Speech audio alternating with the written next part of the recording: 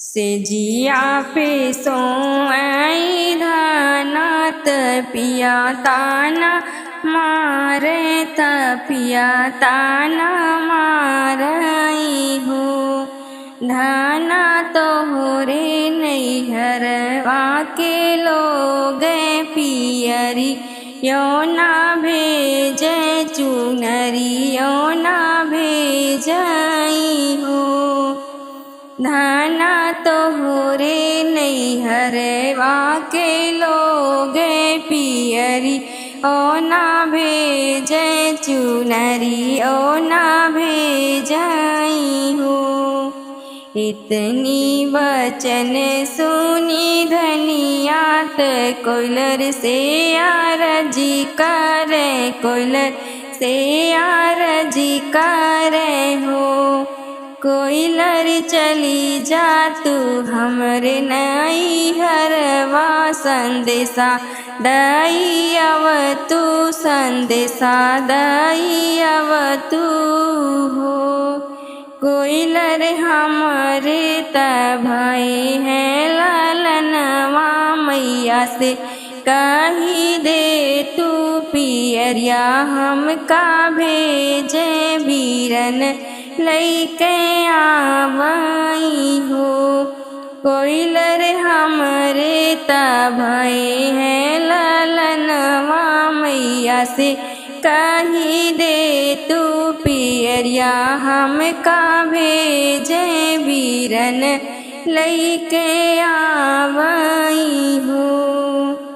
इतनी वचन सुनी कोयलर पेड़वा से उड़ी गई पेड़वा से उड़ी गई हो।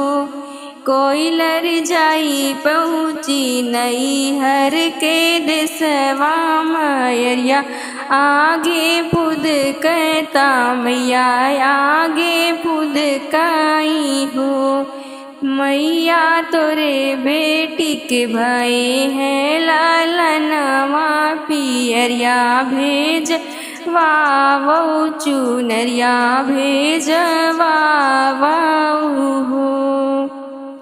इतनी वचन सुनी मैया मन माना हर सता मन माना हर साई हो।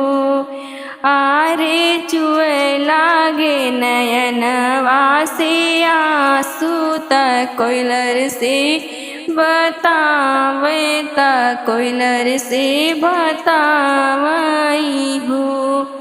कोयलर घरवा में पुतवा के राजे अमरो पतोया राज पियरिया कैसे भेजबै चुनरिया कैसे भेजबै हो।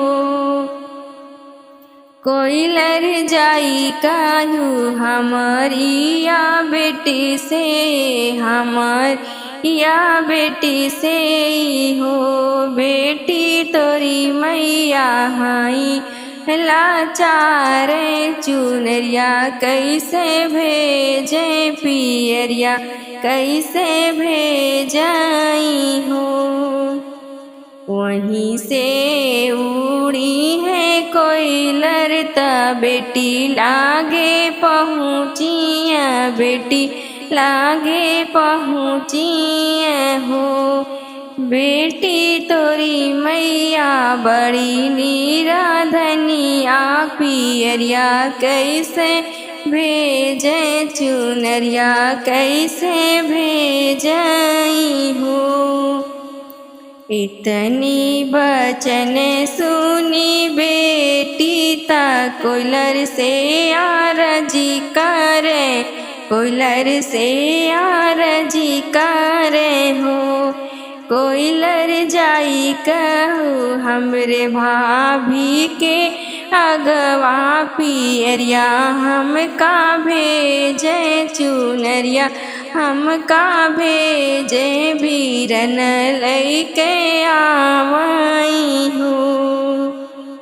पेड़वा से उड़ी है कोयलर ते भाभी से जरिया जाई बैठे से भाभी से जरिया जाई बैठाई हो भाभी तोरी ननदी के भाई है लालनवा पियरिया भेजवा वो चुनरिया भेजवा वो बीरन लैके जाए हो।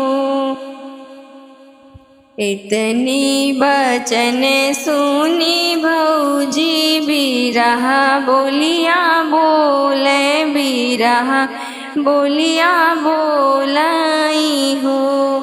कोयलर नहीं भेजब सुबह कै पियरिया तयव रोचू नरिया तयव रोचू नरिया हो।